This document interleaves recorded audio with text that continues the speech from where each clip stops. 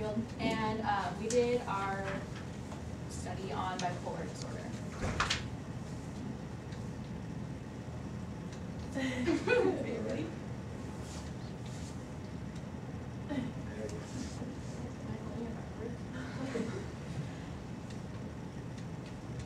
Point it over here.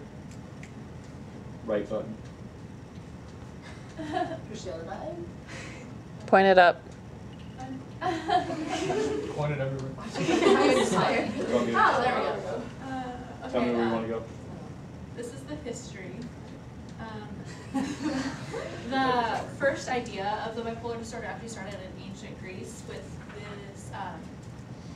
this Ardius of Cappadocia. I'm not sure if that's how you say it. He was a physician and a philosopher, and he actually described a group of patients who would laugh and play and dance all day, but then they'd be really sad and sorrowful at other times.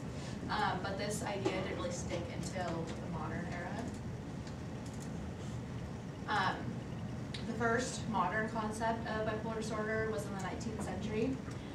These two philosophers, Jules Baillarger and Jean-Pierre Fauré, actually submitted their own descriptions of the disorder, and Baillarger thought it was a dual form insanity, while Fauré thought it was a circular insanity. The distinction of bipolar disorder happened from Emil Kraepelin. It was in the early 1900s. He kind of separated schizophrenia from bipolar disorder because they had kind of gotten mixed before and people weren't sure exactly what bipolar disorder were. He didn't distinguish the difference between a person that only has ups and downs and then other people, because there's like ups and downs of bipolar, and then there's some people with bipolar disorder who are only down and then they have psychosis along with that. That distinction didn't happen until the 1960s, and that's when the emphasis of the elevated mood became what bipolar disorder was actually about. The causes of bipolar disorder, it's believed to run in families. They aren't completely sure because they found that your environment can have a factor of it, but they believe that it runs in families.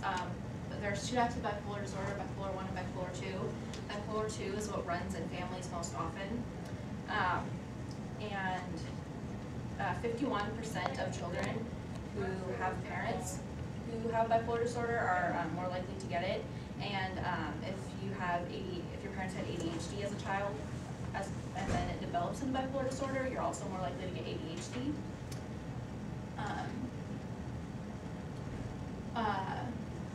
For bipolar disorder, there are 3 chemicals involved in functions in the brain: dopamine, serotonin, and noradrenaline. Dopamine has been linked to schizophrenia, and they believe that imbalanced levels of serotonin is what causes bipolar disorder.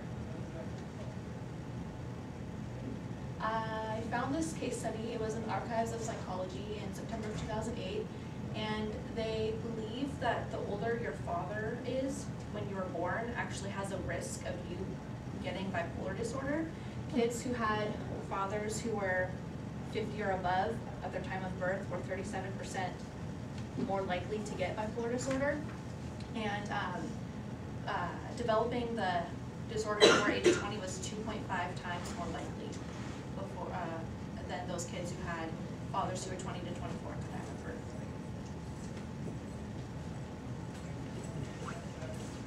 Okay. In diagnosing bipolar, there are 2 types, bipolar 1 and bipolar 2.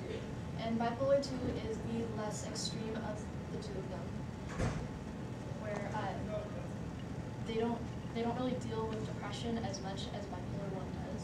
And then in bipolar 1, mania can also escalate to delirious mania, which is the more extreme form. In the manic stage, there's hypomania, which lasts for an average of 2 to 3 weeks, and it involves heightened mood and euphoria, and overall people are just generally really happy, and they sometimes go on spending sprees, spend a lot of money, lot of energy, and they don't really sleep very much. And then the more extreme one is delirious mania. It includes behaviors from hypomania, but also includes fragmented speech, impulsiveness, and sometimes the emotions get so overwhelmed that they enter a catatonic stupor. They are also confused. There's also a depressive state. It lasts a lot longer. It lasts from a few months to half a year. People are generally irritable, discontented, and they sleep a lot more than they need to. They have a lack of energy, and they don't tend to enjoy things as much as they would normally or even in mania. And things that are uncommon but not unheard of are delusions of guilt and well-deserved punishment and horrific hallucinations of things that are affecting them negatively. And there's a mixed manic stage, which combines both mania and depression. It lasts longer than both of the other stages. And basically what happens is that people sort of like, they could be crying while they're cleaning the house, or they could be laughing but saying that they've never felt more depressed in their life. And technically the emotions are just extremely confused in this period of time.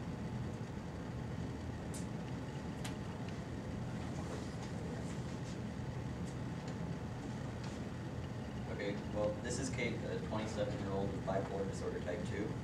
Bipolar disorder, also known as manic depression, causes serious shifts in mood, energy, thinking, behavior, from highs of mania on one extreme to lows of depression on the other. Bipolar disorder is most common in younger and middle-aged people, and in one study was seen to fade away with age. Bipolar, not for what is known, is a largely inherited disorder that can also be influenced by environment and other factors such as a father's age. In addition, traumatic events can contribute to bipolar disorder. In bipolar disorder, a person's symptoms are their behavior, how they act. Kate goes in and out of depressive and manic stages. During Kate's depressive stage, which are long in duration, her depression is characterized by being lethargic, irritable, and unmotivated. The time is usually free of any serious problems as long as she stays on her medication of antidepressants, except for an episode when she was 13 when she began to have horrific hallucinations in school, which resulted in the school having to call the police. This gave away that Kate did not have ADHD as being originally assumed prior, but rather bipolar disorder. During Kate's manic stage, her most predominant symptoms are being over-energized and having delusions. Her delusions are compromised in paranoia, talking to thin air, and claiming invisible things are affecting her. This can affect her health because it's a continual rush of adrenaline, which in turn can cause her to crash and possibly lead to her depressive stage. Bipolar disorder can be confused for other disorders, and as a result is hard to identify. A bipolar person is diagnosed through observation of their behavior. There is no cure for bipolar disorder, but it can be treated. Mood stabilizing medication is usually the first choice, such as lithium. Another option is antidepressant medications, which are used to treat symptoms of depression. Lastly, but most importantly in my opinion, is support for the individual with bipolar disorder, whether in the form of family or support group.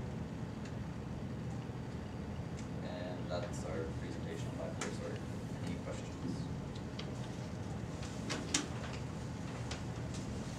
Yep.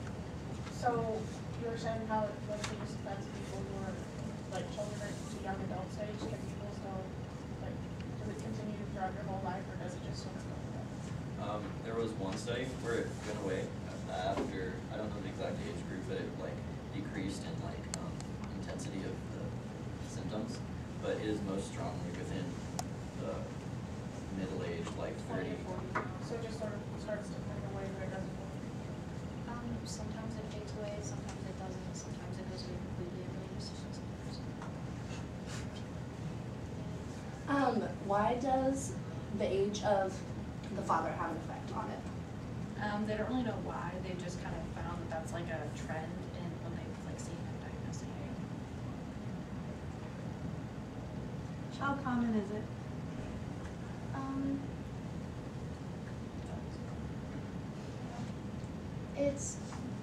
It's not extremely common, but it's not uncommon, I guess.